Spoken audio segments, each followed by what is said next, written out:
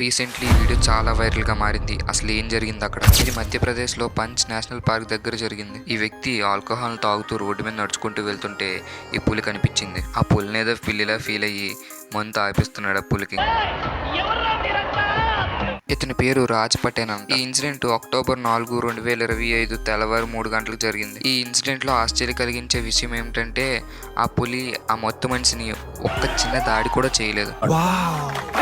కాసేపటికి ఆ పులి అక్కడి నుంచి వెళ్ళిపోయింది. ఆ తాగుబోతు మనిషి కూడా అక్కడి నుంచి వెళ్ళిపోయాడు. ఆ తర్వాతే కథ స్టార్ట్ అయ్యింది. పెంచ్ నేషనల్ పార్క్ లో ఉండే అధికారులు అక్కడ ఉండే సీసీటీవీ ఫుటేజ్ ని బయటికి తీస్తే షాక్ అయ్యారు.